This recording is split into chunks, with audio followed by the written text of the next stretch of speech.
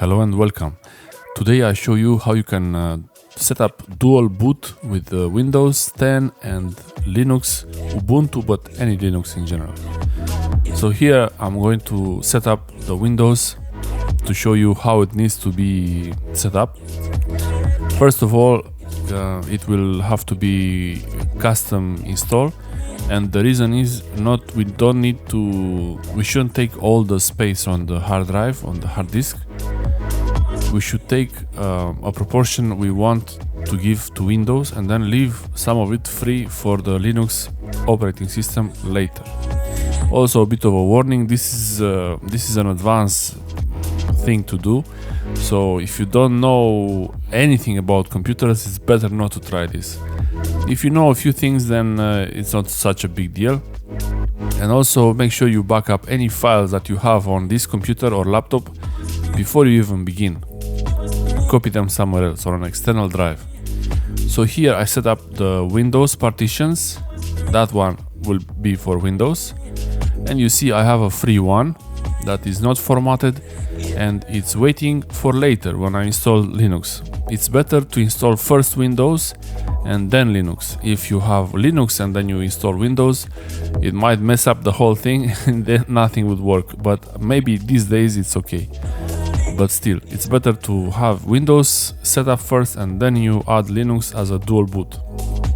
Here I've been speeding it up because how to install Windows, I have another video for that. Most important is to disable all the tracking features. And okay, we have our Windows 10 install, fresh install here. I'm going to create a text file in a folder on my desktop, just to show you that the data you have in Windows, it's kept after you install Linux and also Ubuntu, and also you can access it from Ubuntu, so that's pretty good. This is the test file and its location is in the users folder on my desktop. There it is. Okay, now we're ready to install Ubuntu Linux.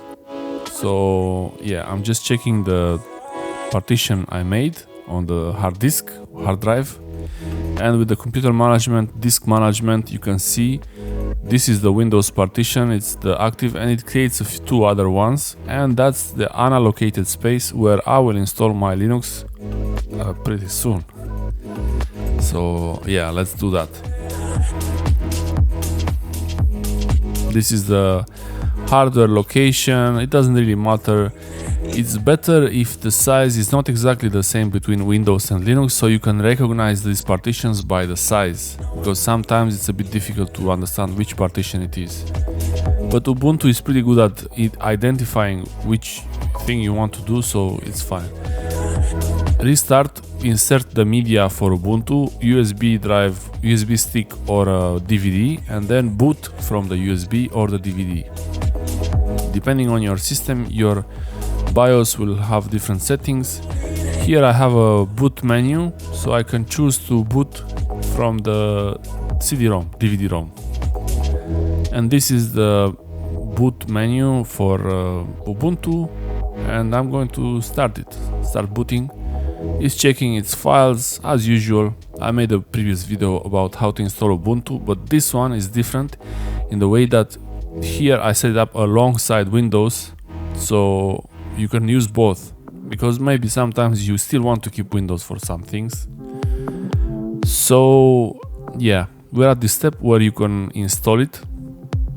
These are all your options. These options, you choose them.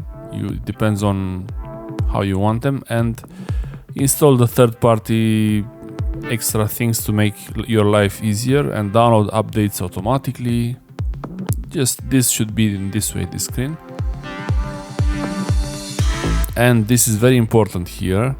You see it already pre-selected the option you want. It says install alongside Windows Boot Manager, so you will have a boot manager from Ubuntu that will give you the option to boot in Ubuntu or Windows. So that's the option you really want. You don't want the erase. What you don't want to choose is erase disk and install. You want to select install alongside Windows. And once you press install now, it will ask you to confirm the size, the partition where you want to install this. And hopefully this one is the spare partition. Choose your settings, your time zone, set up a name, password, you know, the usual. And once you press continue, it will start to install files, install updates, whatever needs to set up so that your computer is ready to go. I'm gonna speed things up a little bit here so we don't watch this progress window for too long.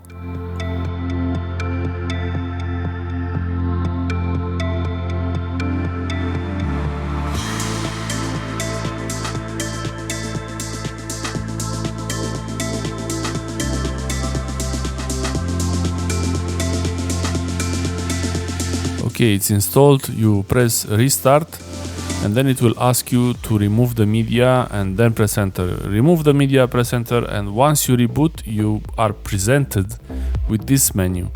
This is the boot menu before Ubuntu or Windows starts, and from here, by selecting Windows, you can boot into Windows. And your file on the Windows desktop is there, so no files were lost for Windows. And let's try to boot in Ubuntu and see if that works. So I'm restarting now and just waiting for the boot to start. And here I will choose Ubuntu. I want to choose Ubuntu, so it starts in Linux, Ubuntu. And this is the first time it's starting. And I chose to automatically log in. You can choose to ask for a password, but for this demonstration, no need to enter the password again. So here it's a few steps to set up. It's up to you how you want this to be installed. And this you only see it in the first time you start the computer. And this is a bit interesting here. This screen will show popular apps that I might want to install, and these are pretty useful. Skype, Spotify, Android Studio, that's pretty nice. So it's ready. Okay, I'm gonna create a folder, a new folder on the desktop for Ubuntu, and create a LibreOffice document, a doc file. It's an open document file, and just typing some text in there, and I'm gonna save it in that folder that I just created. And this is on my desktop on Ubuntu.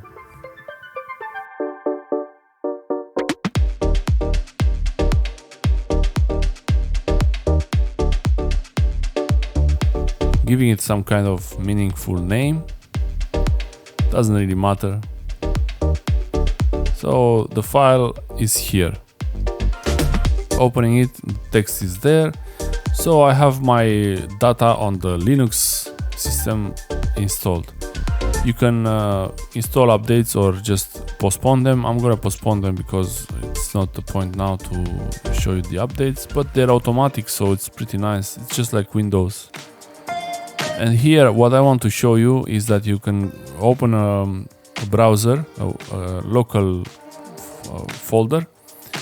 You go to other location and you go to the volume of the Windows partition, and you can see the Windows files. This is the whole partition of Windows, and you can access any file here.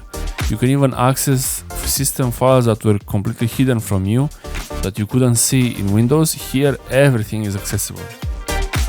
So look, this is my text file. This is the document I had on my desktop. So I didn't lose any data, and I can actually work between Windows and Ubuntu. I can have make changes even to the folder. Here I chose to copy it on my Ubuntu desktop.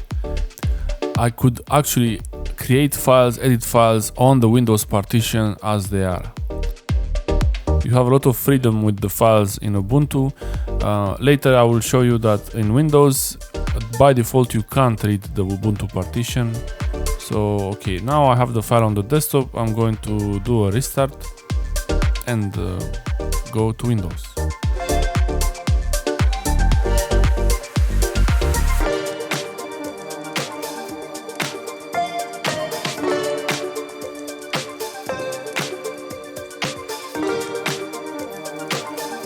I'm going to device manager again, disk management, and just I want to show you that the partition there doesn't say that it's free, but it's not readable because X4 partitions are not readable in Windows by default.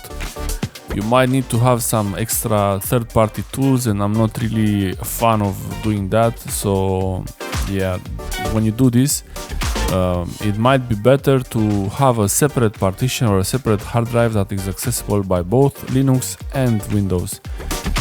exFAT would be one of those. It should be pretty easy to access both. So now I'm just doing a few updates. This is a bit more complicated here. It's much easier to do it from the built-in system updater. But I installed this tool to show the processor activity and memory while it's doing updates. And it's consuming very little memory, less than 1 gigabyte, which is great actually.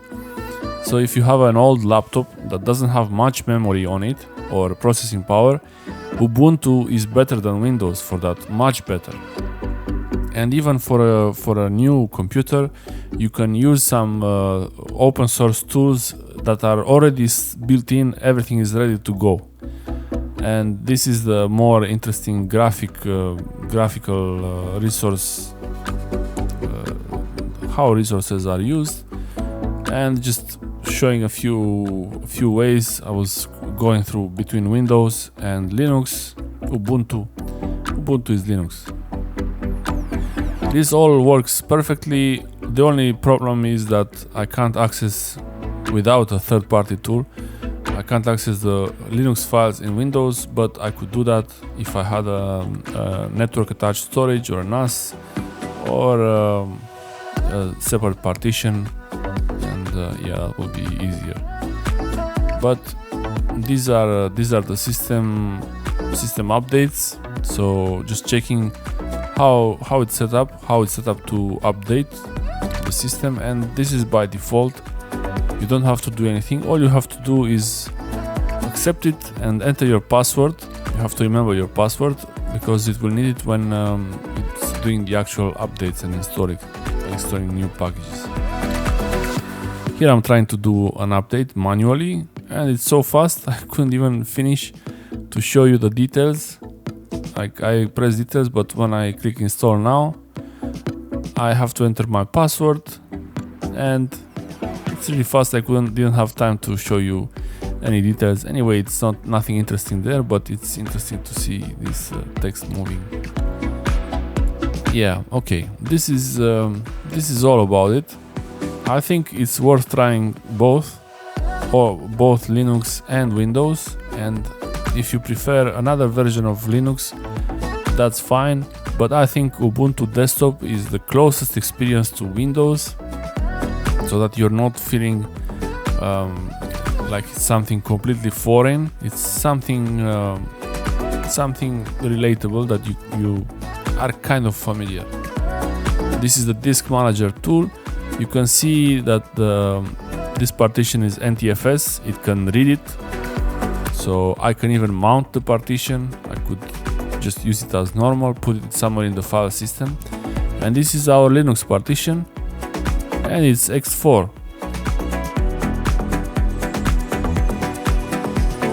As you see, I can still access the files in Windows fine. If you didn't try Firefox yet, you should definitely try it. It's a very nice browser, and it's more secure. It has more safety and security features than both Chrome and Edge. Thanks for watching, and make sure to subscribe to see more interesting videos like this one or other ones, and let me know in the comments what you prefer, Windows or Linux, and why. Thanks for watching. Subscribe, like and share, and I will see you next time. Bye.